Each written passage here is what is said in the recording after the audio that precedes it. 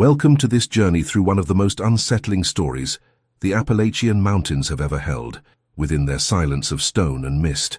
Comment on where you're watching us from now, because this narrative will cross borders and touch on something we all feel when we look at places forgotten by time. This video is a work of fiction created solely for entertainment purposes. Any resemblance to actual persons, living or dead, is purely coincidental. There was a time when the Appalachian Mountains represented the end of the known world for many Americans. Forests so dense that sunlight rarely touched the ground, trails that disappeared among ancient trees and deep ravines where the echo of one's own voice seemed to come from another dimension. It was 1931, and that region between Kentucky and West Virginia still breathed isolation, as if the 20th century had forgotten to reach it. People lived in small communities, connected only by dirt roads that turned to mud in the rain and disappeared under the snow in winter. There were no telephones in most homes. News took weeks to circulate, and secrets could last forever. That autumn, the leaves began to fall earlier than usual. The older residents said it was a sign of a harsh winter, but there were also those who whispered other things, that the forest was restless, that something had changed in the air. Thomas Garrett was a merchant who traveled between villages selling tools, fabrics, and medicines. He knew every curve of those precarious roads, every rotten wooden bridge that was best crossed slowly. He had a solid reputation, a reliable man who always returned home to Harlan County, Kentucky, every Friday without fail. Until one week, he simply didn't return. His wife waited a day, then two, then a whole week. When finally some neighbors offered to look for him, they found his abandoned wagon in a clearing, the horses grazing peacefully. But no sign of Thomas. What was striking was how untouched everything was. His goods were still there, organized, nothing stolen. The blanket he used to cover the boxes was carefully folded over the driver's seat. It was as if he had simply gotten off the cart and walked into the forest, leaving everything behind. Nobody does that. Nobody abandons their livelihood, their way of supporting their family, without reason. The men who found the cart followed some footprints that led into the woods, but after about 100 meters, the tracks disappeared completely, as if Thomas had simply evaporated into the humid morning air. It was then that someone mentioned the house, a structure hidden in the densest part of the forest, in a place where few dared to venture. They said it had been built decades before by a hermit who wanted to be far from everything and everyone. The two-story structure was made of dark, somewhat rotten wood, with broken windows that looked like empty eyes watching anyone who approached. No one knew for sure if anyone still lived there, but there were stories.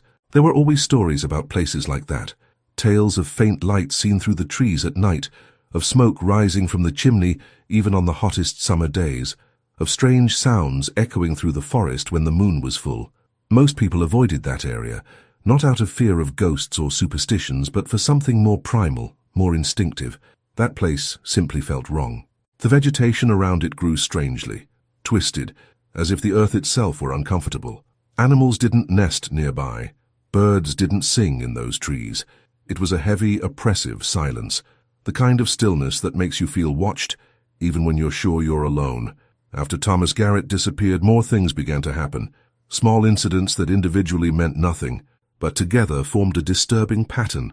A farmer found 3 of his sheep dead near the edge of his property, arranged in a perfect circle, without visible injuries. A woman swore she saw a tall, thin figure watching her house from the edge of the forest at dawn, but when she called her husband, no one was there anymore.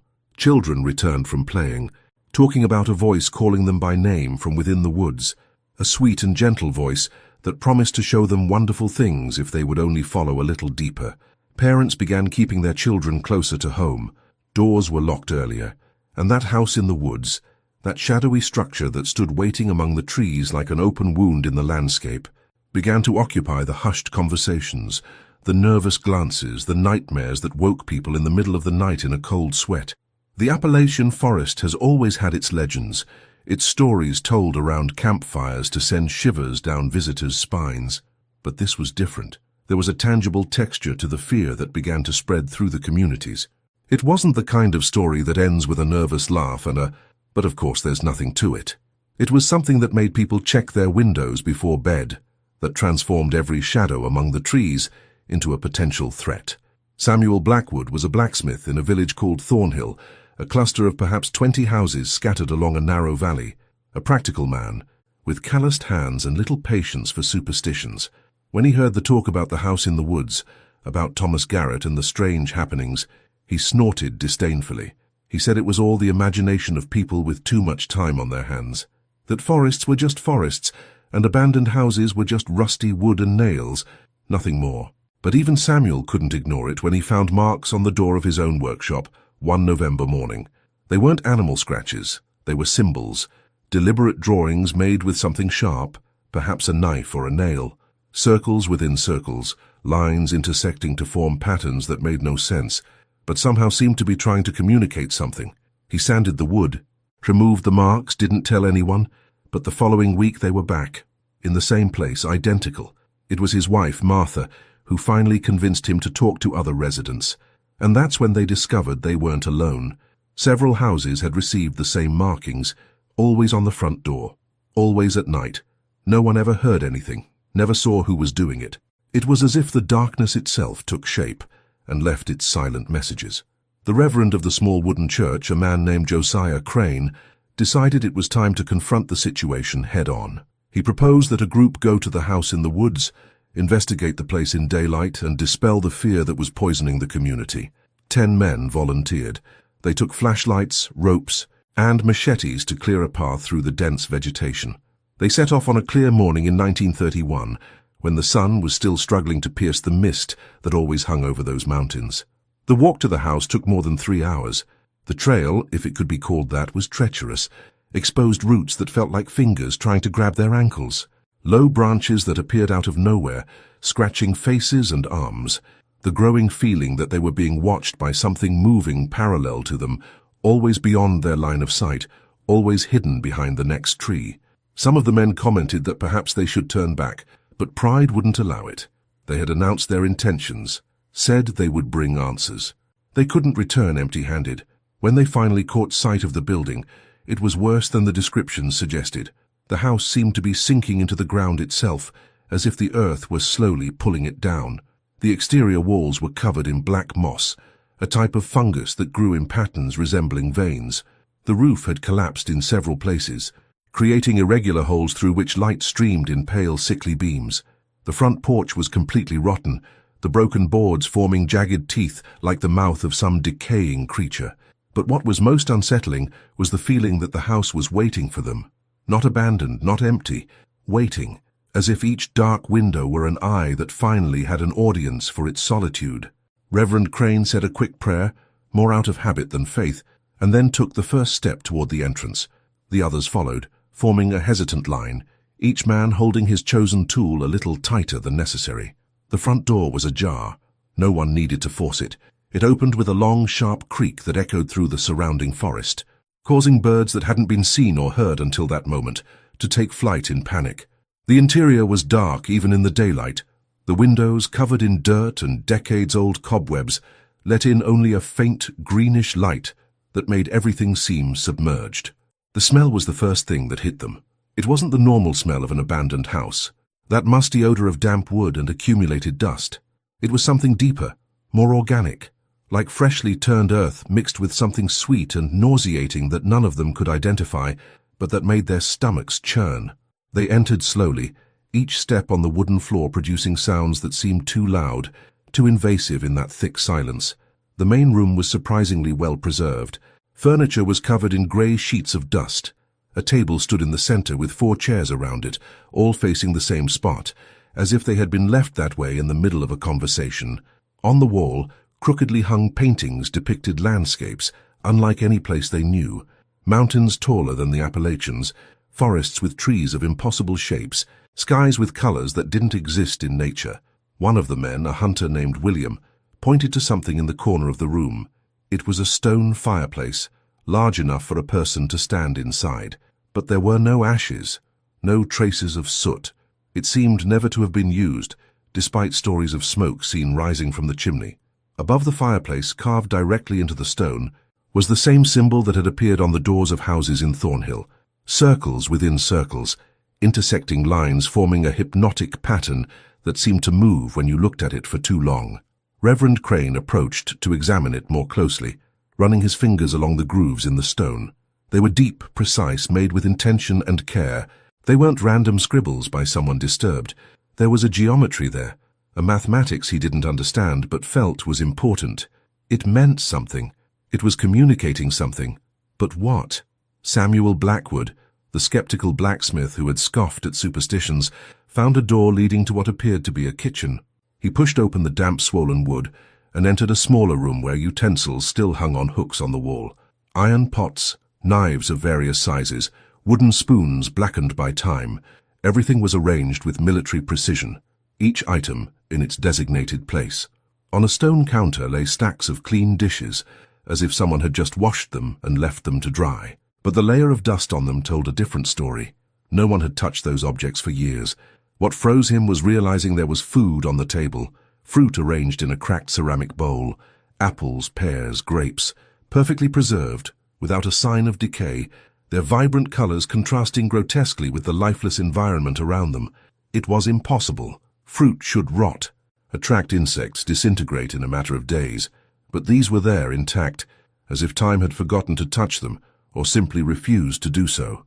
He called the others, his voice trembling more than he would have liked. As the men gathered in the kitchen, the unease grew. It wasn't just the fruit. It was the growing feeling that nothing in that house followed the normal rules of reality, that they had entered some kind of bubble where natural laws bent in subtle but profoundly wrong ways. A narrow hallway led to the second floor. The wooden stairs groaned under their weight, each step seeming about to give way. No one wanted to go up, but no one wanted to be the first to suggest they turn back either. So they continued, our slow and reluctant procession toward the darkness of the upper floor. The hallway walls were covered in peeling wallpaper that revealed several layers beneath. Faded flowers over stripes, stripes over geometric patterns, each layer telling a different era of that house's history. There were 5 doors in the upper corridor. 4 were locked. 1 was open. Naturally, it was to that one they went first, drawn to the opening like moths to a flame they knew was dangerous but couldn't avoid. The room revealed was a bedroom. A wrought-iron bed occupied the center, its thin mattress covered by a white sheet that looked as if it had been freshly made. Pillows were perfectly positioned. A blanket was folded at the foot of the bed, as if someone had prepared the room for a guest who was about to arrive. On the walls more symbols, but these were different from those on the fireplace. They were larger, more elaborate, covering entire surfaces from floor to ceiling, and they weren't just carved. They were painted with something dark that had dripped in some places, creating patterns that resembled rain on windows.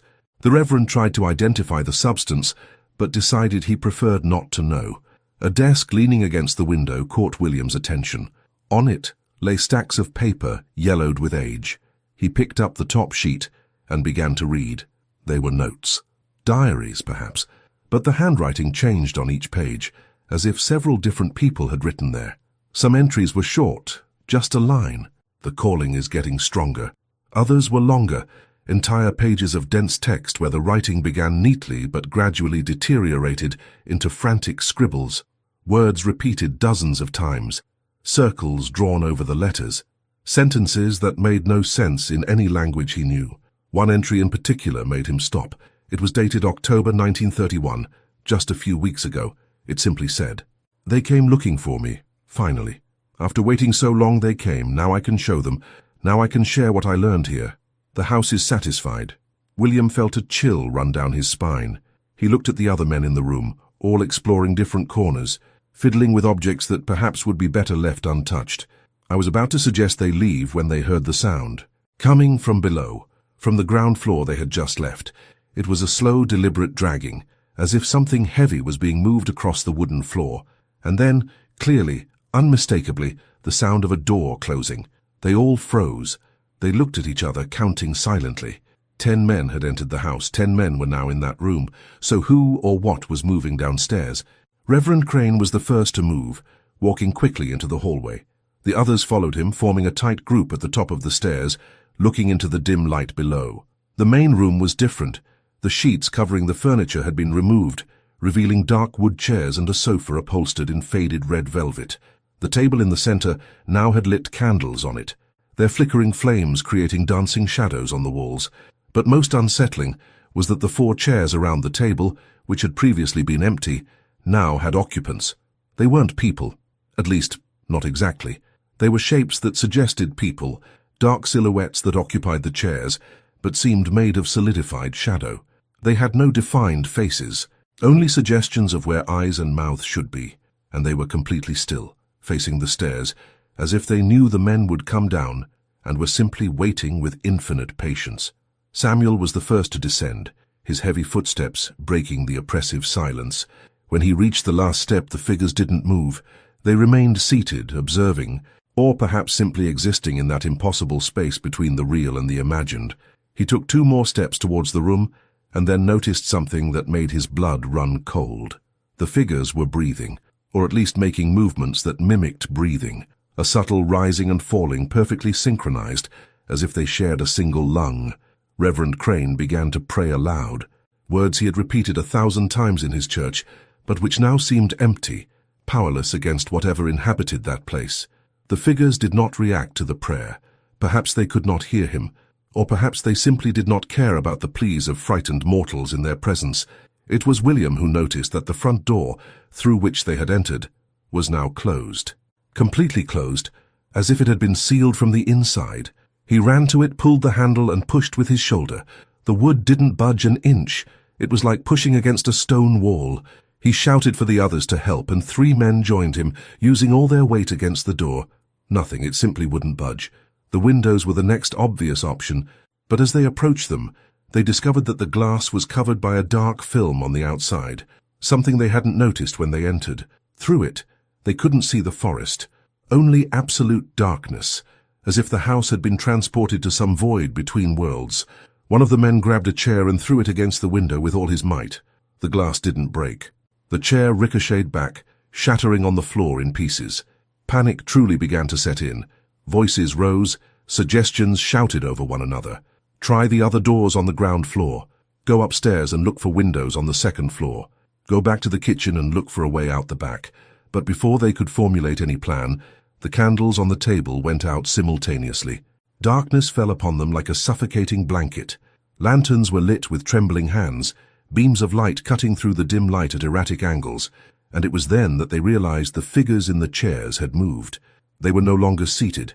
They were standing scattered around the room in positions that blocked possible escape routes, and they were more solid now, more defined. Details began to emerge from their shadowy forms. Long hands with fingers that seemed to have an extra joint, narrow shoulders and elongated necks that curved at unnatural angles. And the faces, my God, the faces began to form like clay being molded by invisible hands. But these weren't faces that made sense. Eyes in the wrong places, multiple mouths opening and closing out of sync, noses moving across the face like independent creatures. It was as if something was trying to imitate the human form, based solely on descriptions, without ever having seen a real human being. The result was a grotesque parody that made men look away, unable to process what they were seeing. One of the figures began to make sounds, not words, not exactly, but approximations of human speech, elongated and distorted syllables that echoed through the room from impossible directions. It seemed to be trying to communicate, trying to form words that its impossible anatomy could not adequately produce.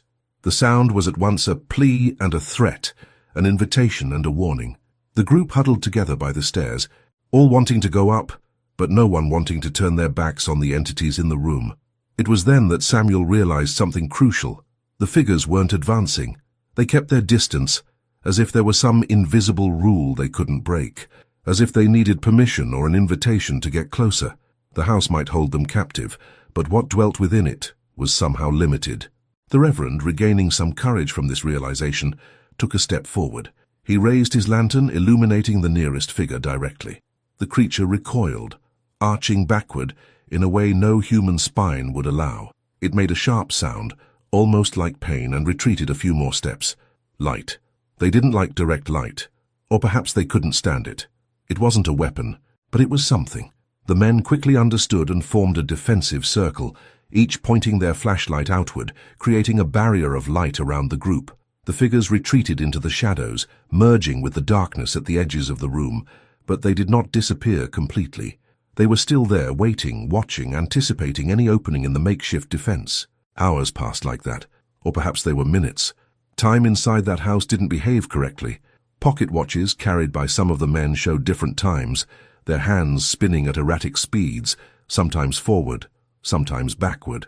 Exhaustion began to weigh on them. Arms grew tired from holding lanterns. Eyes burned from the effort of seeing in the dim light. And the creatures were patient. They had all eternity to wait for the invaders to make a mistake. It was William who suggested exploring the second floor again.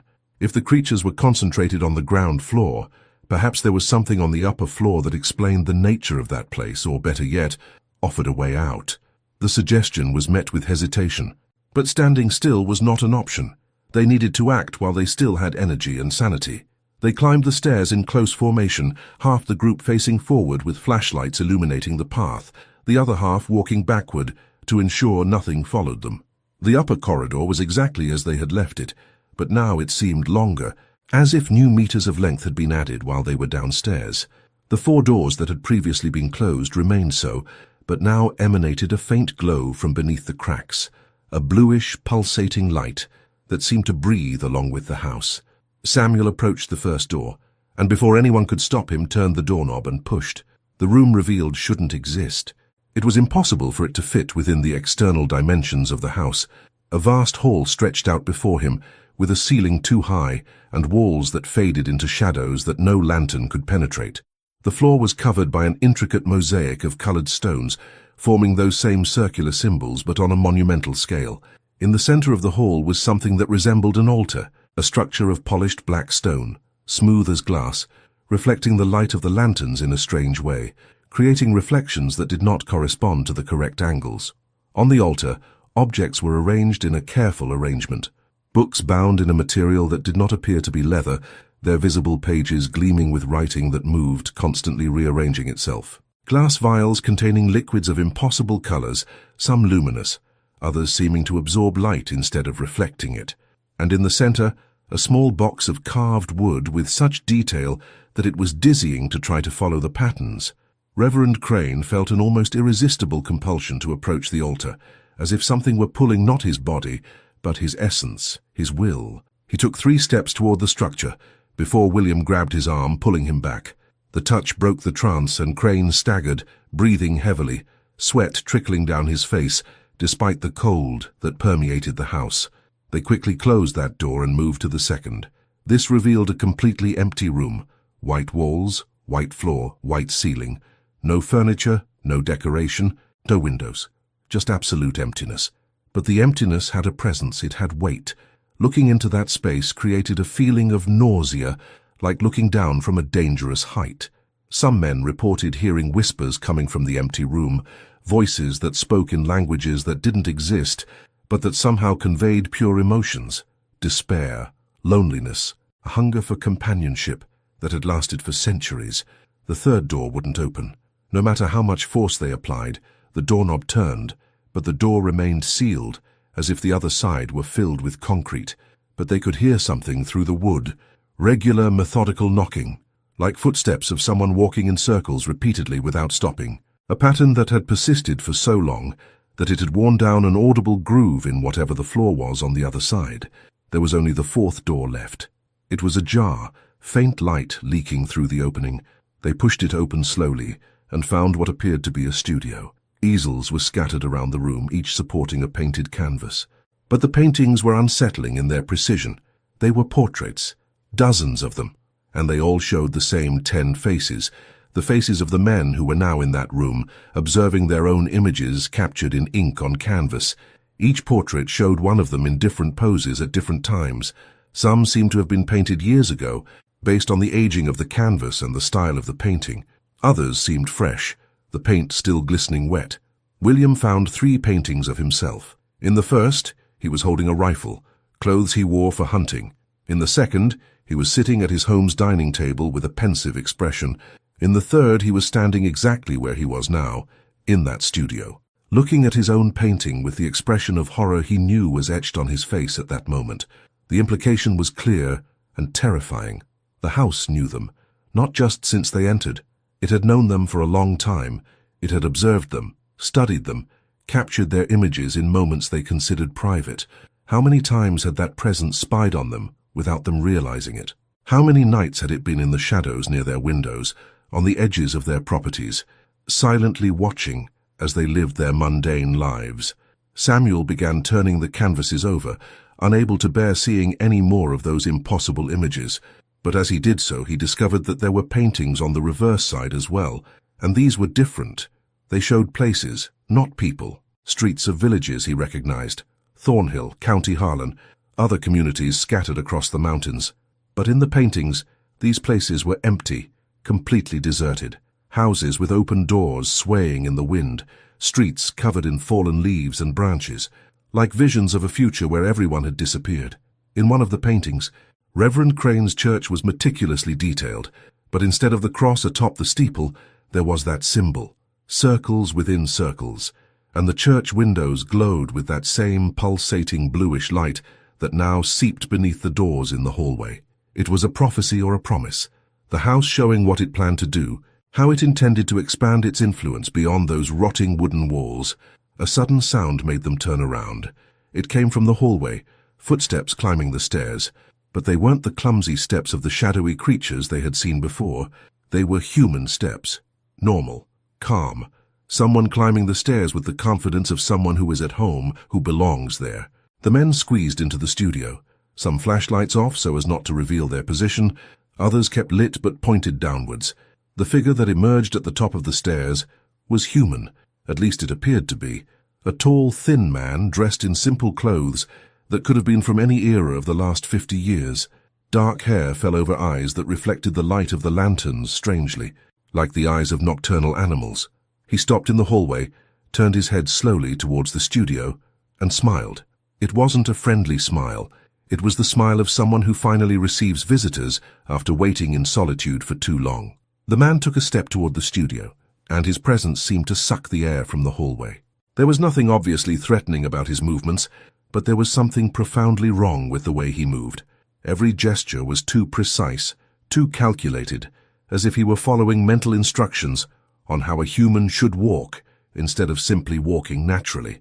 His eyes swept over the group of men huddled in the room, and then he stopped, tilting his head in a way that conveyed both curiosity and recognition, as if he had been waiting for them. The figure began to walk down the hallway, passing the closed doors, touching each one lightly as if greeting old friends. There was a familiarity in its movements that suggested years, perhaps decades, of inhabiting that space. Its fingers traced patterns in the air as it walked, drawing invisible symbols that seemed to leave luminous trails for fractions of a second before disappearing.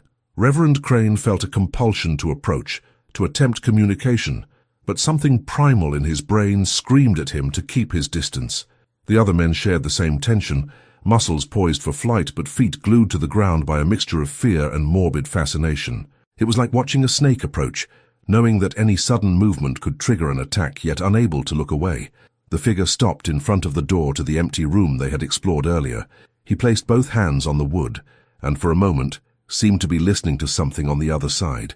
His posture suggested conversation, as if he were answering questions only he could hear. Then he nodded, a slow and deliberate movement, and continued his walk towards the stairs. The men followed him, keeping their distance, but unable to let him out of their sight. There was a growing sense that this encounter was inevitable, that somehow the entire sequence of events since the moment they entered the house had been choreographed to lead to this moment. Every open door, every symbol seen, every disturbing revelation had been a step on a ladder leading them to this confrontation. They descended into the main room where the shadowy figures remained seated in chairs around the table. The man's presence seemed to animate them somehow. Subtle movements began to run through their forms, undulations that suggested muscles contracting beneath invisible skin. But they did not rise. They did not attack. They simply observed with that intense attention that predatory creatures devote to potential prey. The man went to the fireplace and placed his hand on the symbol carved into the stone. Immediately, lines of light began to trace the grooves, illuminating the complex pattern with a bluish glow that pulsed like a heartbeat. The light spread across the walls, revealing more symbols that had been invisible in the darkness, an intricate network covering every inch of the room. It was a map, they realized, not of geographical locations but of connections, lines connecting points, forming webs that extended beyond what they could see, suggesting a much larger structure of which that house was only a node. The temperature in the room began to drop. Breaths became visible, small clouds of vapor escaping from mouths agape in surprise and growing panic. The windows began to freeze from the inside out, ice crystals forming fractal patterns that mirrored the symbols on the walls. It was as if winter had suddenly decided to inhabit that specific space, concentrating months of cold into a few minutes. The man turned to face them, and his face was changing. Not dramatically, not in grotesque transformations like the shadowy creatures, but in subtle adjustments that made his features seem never fixed, always slightly different from what they had been a second before. Like looking at someone through moving water, the image constant but never static. He walked over to one of the figures seated at the table. He placed his hand on what would be its shoulder in an almost affectionate gesture.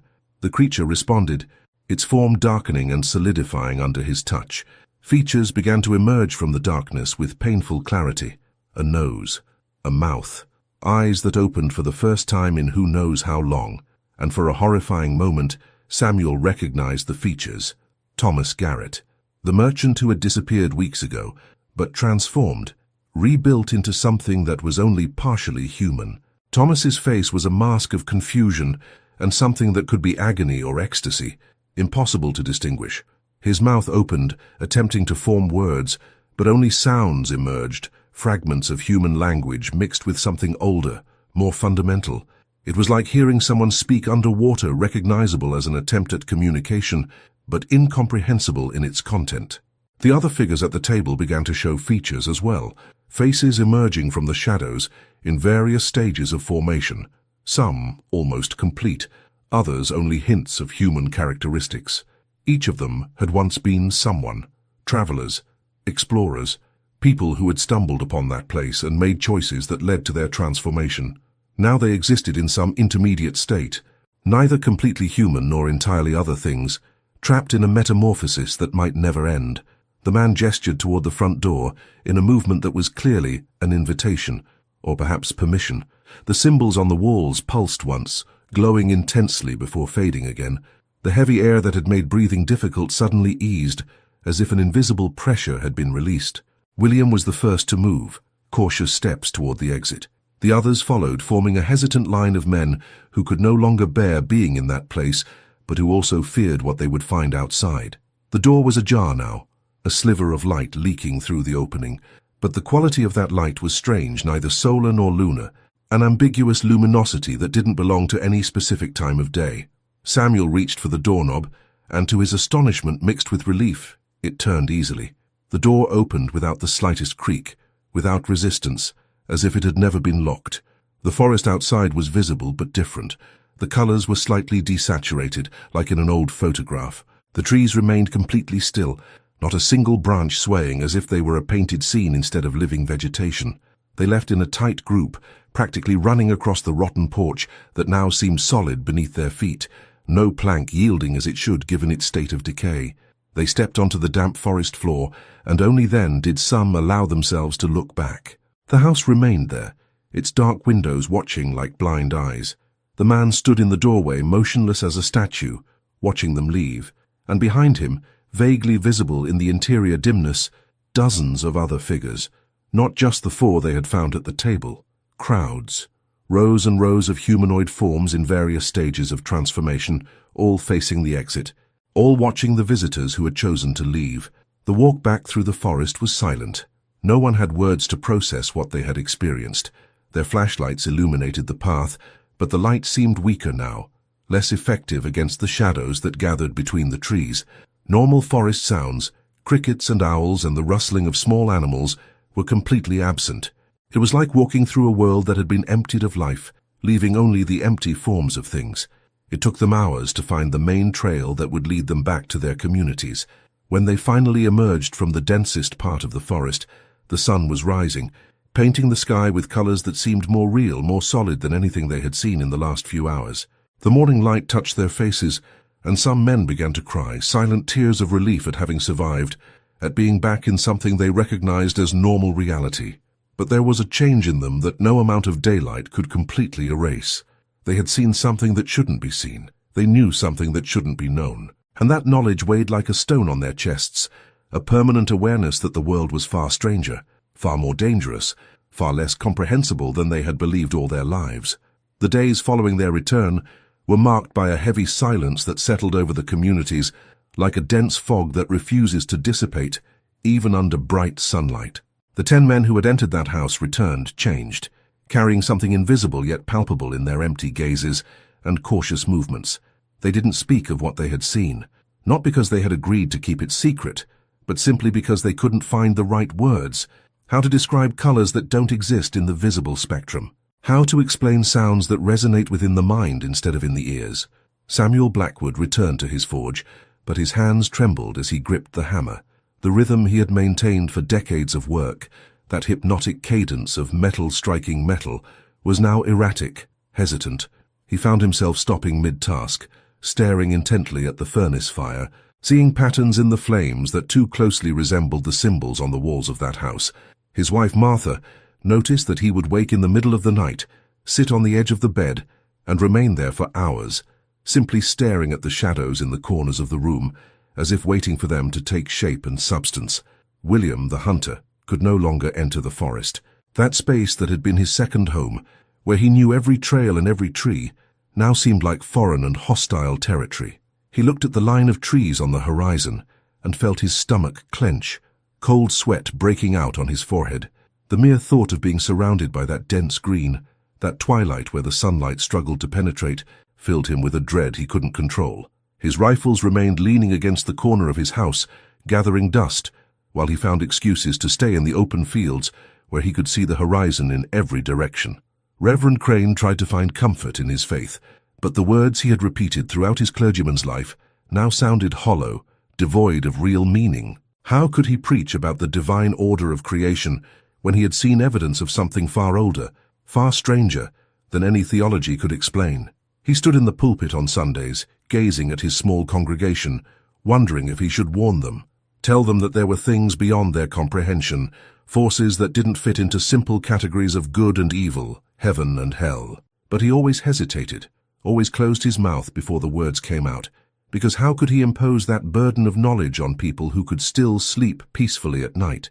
The marks that had appeared on the doors of the houses stopped appearing after the men returned, as if the presence that had left them had achieved what it wanted, had delivered its message, and was now content to wait. But the absence of the marks did not bring relief.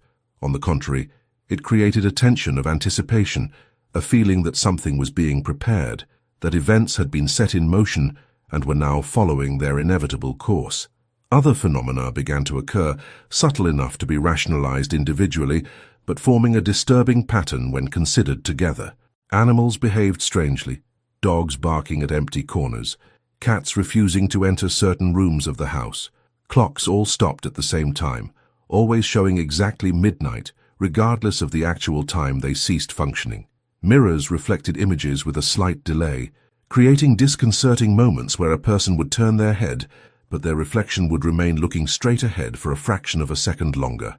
People began having the same dreams, not identical in detail, but sharing central themes and imagery.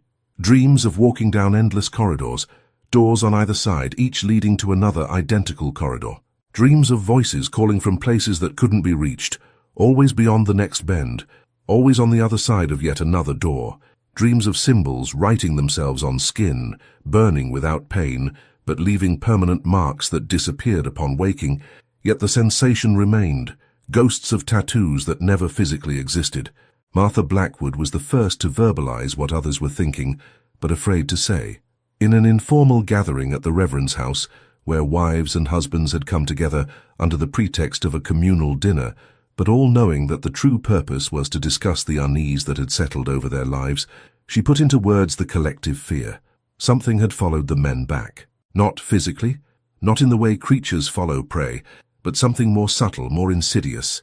An awareness, a focus, as if that presence in the house had extended part of itself through the connection established that night, maintaining an invisible thread linked to the 10 men who had invaded its domain. The ensuing discussion was tense, voices rising in disagreement over what should be done. Some argued that they should gather more men, return to the house with the proper tools, and burn it to the ground, destroying the place and whatever inhabited it. Others, more cautious, pointed out that fire might not be enough.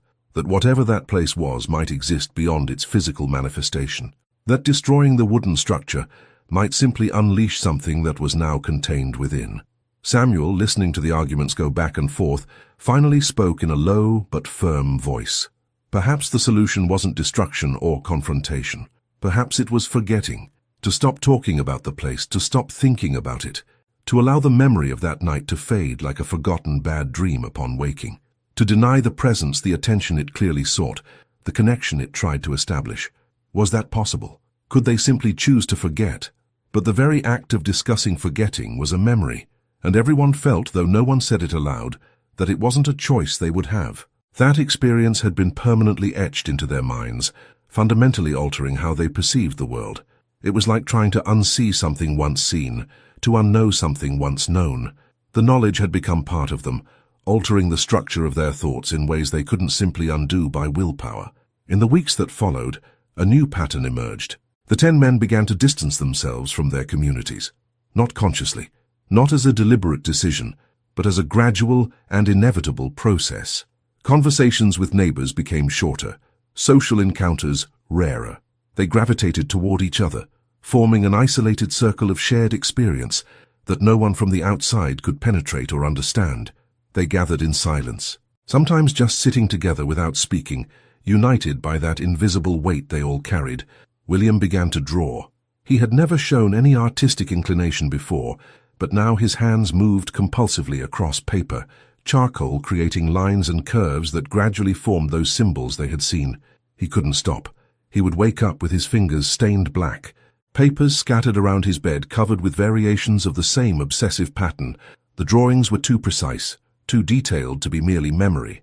It was as if his hand were being guided, as if something were using him as an instrument to reproduce information that his conscious mind could not fully retain. Reverend Crane began studying ancient texts he had ignored during his theological training, grimoires and treatises on occultism that the church officially disapproved of, but which were kept in archives for academic purposes. He searched for references, for historical precedents of similar phenomena, and he found more than he expected. Stories spread across centuries and different cultures, houses that existed outside of normal time, places where realities overlapped, entities that inhabited liminal spaces between worlds.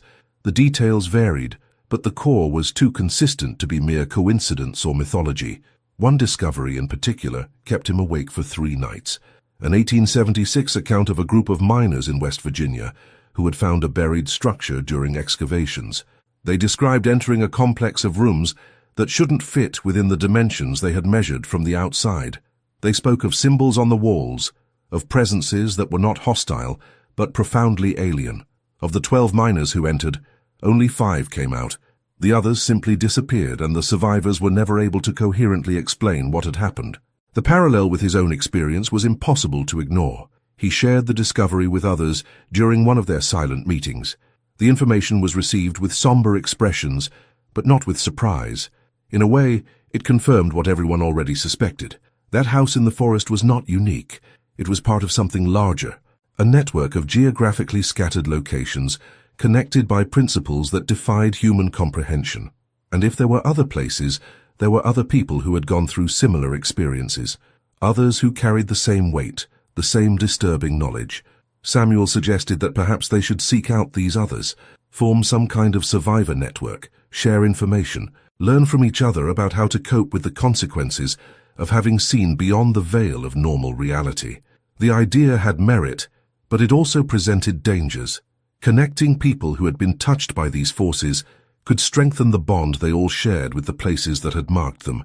It might be exactly what those presences wanted, to facilitate their access to the world through connected human networks. While they debated these issues in increasingly complex circles without reaching satisfactory conclusions, something changed. It was William who noticed it first. The drawings he had compulsively created for weeks began to change on their own. Lines he had drawn in specific positions moved when he wasn't looking, rearranging themselves into new configurations. The symbols were evolving, growing more complex, as if maturing organically, and with each new iteration he felt a growing understanding, not intellectual, but visceral, that those patterns meant something important, something his mind was gradually learning to read. The transformation in William's drawings was only the beginning. Other signs began to manifest among the 10 men, each experiencing unique but related changes. Samuel discovered he could feel metal in ways he had never experienced before. When he held an iron bar in his forge, he perceived not only temperature and weight, but something deeper.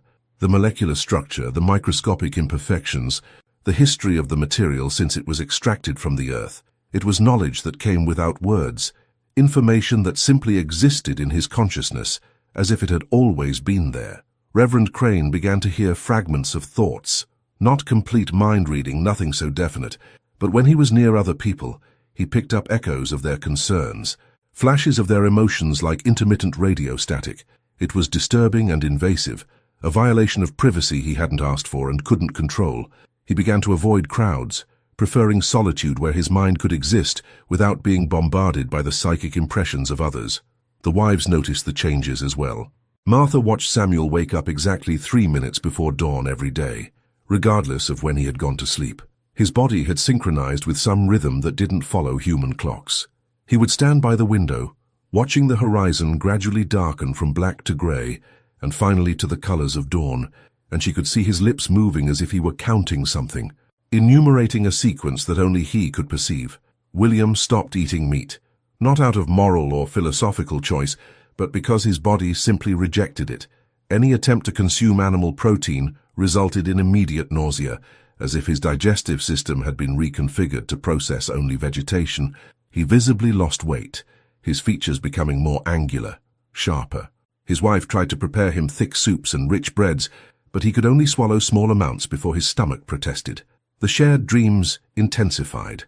Now they weren't just similar themes, but identical experiences. All 10 men dreamed of being in the same place at the same time, moving through those endless corridors, exploring together even while their physical bodies slept separately in their own beds. And in these dreams, they encountered things, doors that opened into impossible rooms, each containing objects or concepts that their waking minds couldn't process, but which in the dream state seemed perfectly natural. One night they all dreamed of the same room. It was circular, its walls covered in those symbols they now instinctively recognized. In the center, a fountain flowed upward instead of downward, defying gravity while creating hypnotic patterns in the air. And around the fountain, figures waited. Not the shadowy creatures they had encountered in the house, but more defined, more solid forms. People who had been completely transformed, who had undergone the entire metamorphosis and emerged as something different. They did not speak but communicated through sensations, conveying welcome and encouragement, suggesting that the journey the 10 men had begun had a destination, a purpose greater than they could yet comprehend. Upon waking, each of the men carried the same vivid memory of that dream.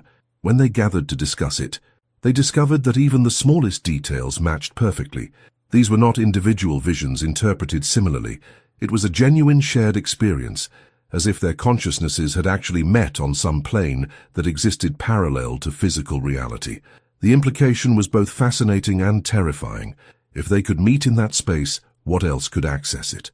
What other presences inhabited those dream dimensions? Martha confronted Samuel on a cold December afternoon. She could no longer ignore the changes. She could no longer pretend that everything would return to normal if they only waited long enough. She demanded answers. She wanted to understand what was happening to her husband, to all the men who had entered that damned house. Samuel tried to explain, struggled to find words that could convey the experience without sounding completely insane. But the more he spoke, the more he saw the fear growing in her eyes. Not fear of him, but fear for him. Fear of what he was becoming. She asked a simple question he couldn't answer.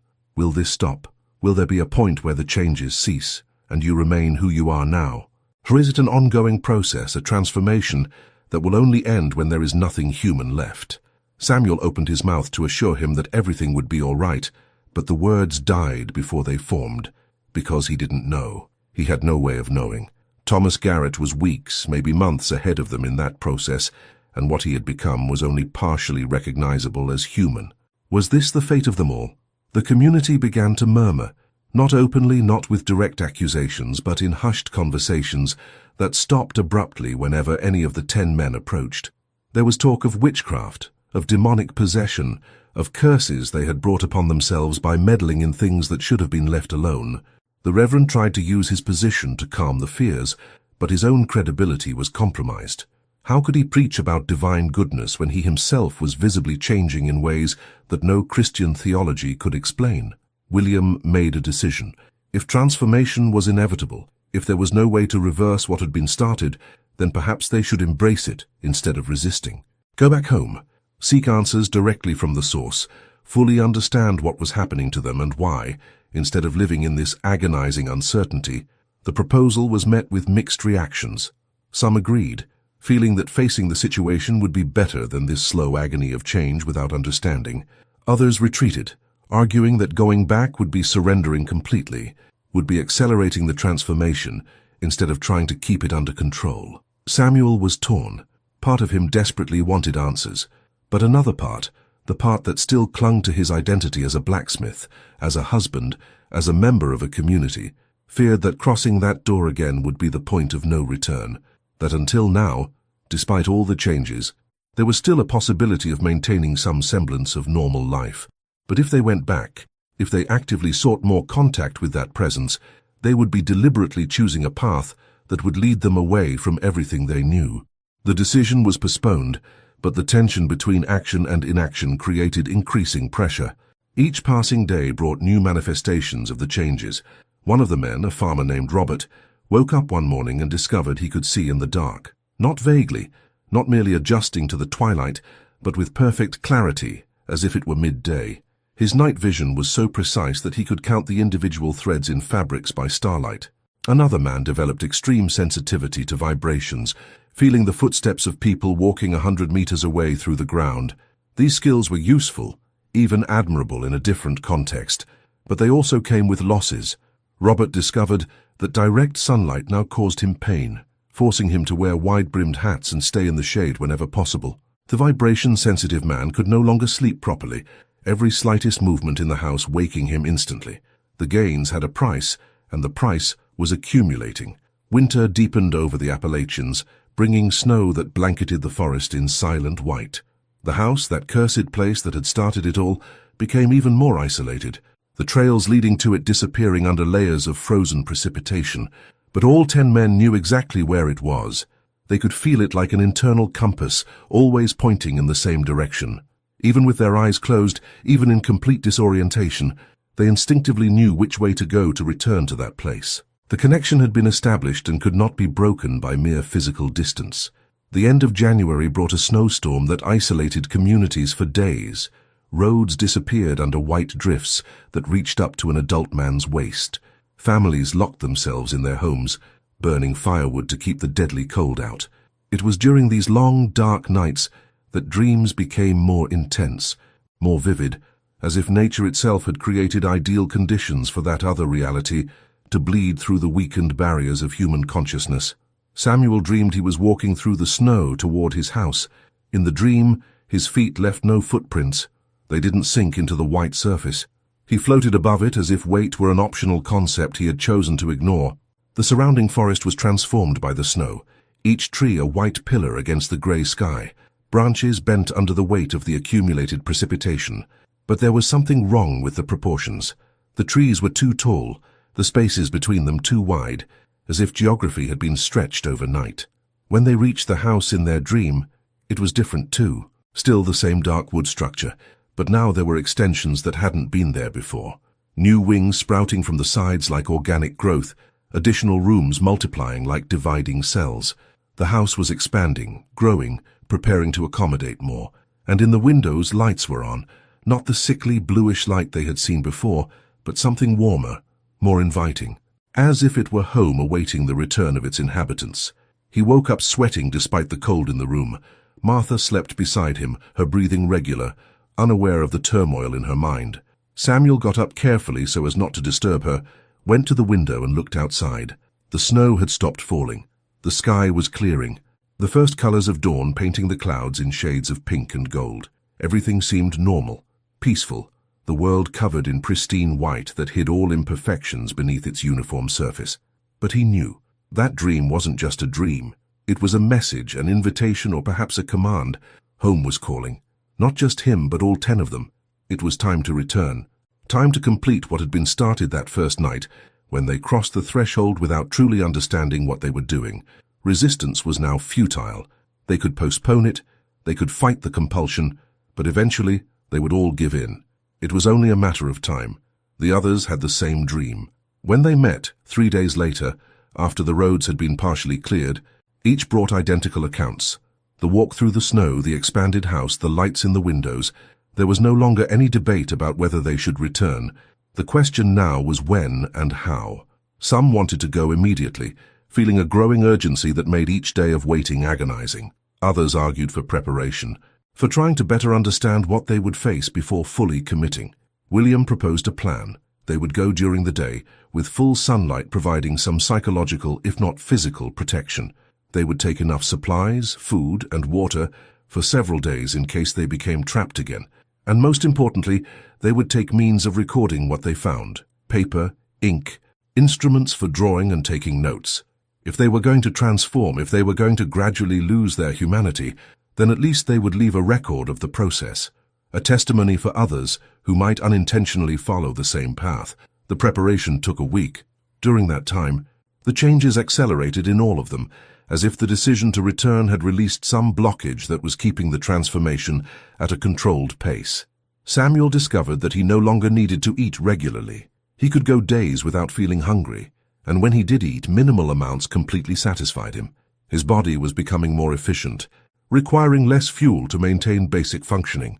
Or perhaps it was learning to extract energy from sources that normal humans could not access. Reverend Crane stopped sleeping. Not insomnia, not an inability to rest. He simply didn't need to anymore. He would lie down at night, close his eyes, and his mind would enter a meditative state that was restful enough. Dreams still came, but now he remained conscious during them, observing the dream narratives unfold, while part of him remained awake and analytical. It was a disconcerting experience, existing in two states simultaneously, but he gradually learned to navigate this duality. William noticed that his perception of time was changing. Moments stretched or compressed in ways that didn't correspond to clocks. A conversation that seemed to last hours had been only minutes. A walk that he thought had taken minutes had consumed an entire hour. His subjective experience of duration was disconnecting from the objective passage of time. He wondered if he would eventually live completely outside the normal flow of time, experiencing past, present, and future as simultaneity rather than linear sequence. The wives bid them farewell with expressions that mingled love and resignation. They knew that the men who would return, if they returned, would not be the same ones who were leaving. Martha embraced Samuel for a long time, memorizing the feeling of his arms around her, the smell of forge smoke that always clung to her clothes. She didn't say, "Don't go." She didn't beg him to stay. She understood that there was no real choice, that he was being pulled by forces beyond any human control. She only whispered that she loved him, that she would always love him no matter what he became, and she hoped that this would be true even when tested by transformations she could not yet imagine. The journey through the snow-covered forest was silent. The 10 men walked in single file, following trails only they could discern beneath the uniform white. They needed neither compass nor map. The house pulled them like a magnet, each step inexorably drawing them closer to their destination. Animals watched from a safe distance, eyes gleaming between the trees, but none approached. They could sense that these humans carried something strange, something that animal instinct recognized as dangerous or simply incomprehensible. When the house finally emerged from the trees, it was exactly as in the dreams. Expanded, transformed, new architecture sprouting from its original structure, like mushrooms growing from a fallen trunk. The additions didn't follow normal construction logic, angles that shouldn't work, walls that curved in geometrically impossible ways, windows arranged in patterns that hurt the eyes to try and follow, but somehow it all held together, defying not only physics, but basic expectations about how structures should exist in three-dimensional space. The front door was open, not ajar as before, but wide open, inviting warm light streaming out, creating a golden rectangle against the snow. Smoke rose from the chimney in a straight column that didn't waver despite the wind. Someone, or something, had prepared the place to receive them. There was expectation in the air, an almost palpable anticipation, as if the house itself were eager for their return. Samuel was the first to cross the threshold this time, Without hesitation, without looking back for the other's comfort, he simply took the step that had been inevitable since the moment they had left that place weeks ago. The others followed him in silent procession, each carrying their backpack of supplies that they somehow already knew they wouldn't need. They wouldn't need food or water where they were going. The rules were different here. Within this space that only partially existed in the reality they had known all their lives. The interior was transformed. The room that had been chaotic and unsettling was now tidy, organized, almost welcoming. Furniture arranged in meaningful ways, rugs covering the wooden floor, paintings on the walls depicting landscapes that, though strange, possessed a certain alien beauty. It was as if the house had spruced itself up for expected visitors, putting on its best face to impress and reassure. The shadowy figures were not visible, but their presence could be felt. Observing from the edges of perception, waiting in the shadows that no lantern could fully penetrate, and in the center of the room, standing like a host receiving guests, was the Guardian. The man who was not entirely human, who existed as an interface between human and whatever inhabited that place. He smiled at the sight of them, an expression that this time seemed genuine rather than a carefully constructed mask. He didn't speak. He didn't need to. He simply gestured towards the stairs, indicating they should go up. There was more to see, more to understand, a whole universe of knowledge awaiting them upstairs in rooms they hadn't fully explored the first time. This visit would be different. They were no longer frightened intruders, stumbling through mysteries they didn't comprehend. They were initiates, returning to take the next step on a journey that had only just begun. They climbed the stairs in silence, each step leading them deeper into something that transcended physical architecture.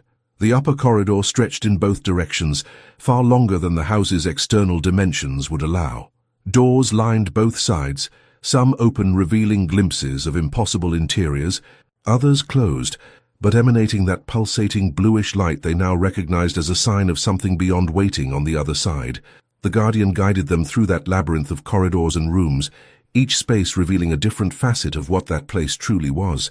Not just a house, but a point of convergence, a library of knowledge that humanity had forgotten or never knew, an archive of possibilities that existed on the margins between the known and the inconceivable. They walked through rooms where gravity worked differently, where nameless colors painted the walls, where the air vibrated with frequencies that made their bones resonate in harmony. Samuel felt something loosen inside him. The resistance he had maintained, that last thread of attachment to his former identity, simply dissolved. It wasn't painful. It was liberating, like letting go of a weight he had carried for so long that he had forgotten what it was like to exist without it. He looked at his hands and saw that they were changing, becoming more translucent, as if he were seeing through multiple versions of himself superimposed in the same space. William stopped in front of one of the open rooms and recognized the place from his dreams, the fountain of water flowing upwards, the symbols on the walls that he could now read as if they were native language, and around the fountain, the transformed figures they had seen before. But this time he recognized some faces. Thomas Garrett was there, completely changed, but somehow more present, more vivid than he had ever been as an ordinary human. He waved, a gesture that communicated welcome and encouragement. Reverend Crane finally understood. It wasn't about losing humanity. It was about expanding beyond it, becoming something greater, more complex, capable of perceiving and existing in dimensions that the limited human form simply couldn't access. The transformation wasn't an end, it was a beginning. Metamorphosis in the truest sense of the word. And those who completed it didn't cease to exist, they simply existed in a different, broader way. The 10 men spread out through the house, each finding the space that resonated with their own particular journey. There was no hurry now. Time worked differently within those walls. They could explore for days or years, and in the outside world only hours would have passed. Or perhaps it was the other way around. It no longer mattered. They had stepped outside the linear flow of cause and effect that governs ordinary existences. Samuel found a room full of tools he had never seen before, but he immediately understood how to use them. Instruments for shaping not just metal, but reality itself. He could create things here that couldn't exist anywhere else, objects that would defy every physical law he thought he understood. The prospect filled him not with fear, but with something like joy, renewed purpose on a scale he had never imagined possible. William discovered that his drawings had been only the beginning. Now he could see the complete patterns. the sacred geometry that underpinned the structure of existence. And more than see I could manipulate, small adjustments here and there that propagated through complex systems, altering outcomes in subtle but significant ways. It was an immense responsibility, but also a gift that had been freely offered. The Guardian watched them explore with an expression that could be described as paternal pride. He had guided many through this journey over decades, perhaps centuries, each group bringing its own questions, its own fears, its own discoveries, and each eventually finding its place within the larger structure that this place represented. A community that existed beyond the normal boundaries of space and time, connected by a shared understanding that reality was far more malleable, far stranger than most would ever suspect. Hours or days later, impossible to say for sure, the 10 men gathered again in the central room. They had changed, not dramatically, not in a way that would be immediately obvious to a casual observer, but fundamentally. They carried themselves differently, looked at the world through eyes that saw layers that were previously invisible. They had accepted the transformation, embraced what they were becoming. When they left the house this time, they knew they would return, not by compulsion or command, but by choice. This place had become as much a part of them as they had become a part of it. The connection was permanent, unbreakable, and as they walked back through the forest, the crunchy snow beneath their feet, they could sense other similar places scattered across the mountains, spots where the veil was thin, where others might stumble upon mysteries that would change their lives forever. The communities they left behind would continue their routines. Crops would be planted and harvested, tools would be forged, prayers would be said. Ordinary life would go on for those who chose to remain within their comfortable boundaries. But for the 10, for those who had seen beyond and chosen not to look away, a whole world of possibilities had opened up, and the journey was only beginning.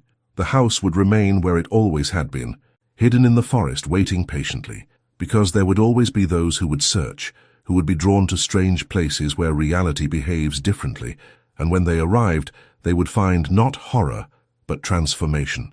Not an end, but the beginning of something their previous minds could never have understood or imagined. If you've made it this far on this journey with us, through the shadows of Appalachia, don't forget to subscribe to the channel and leave a like. These stories continue.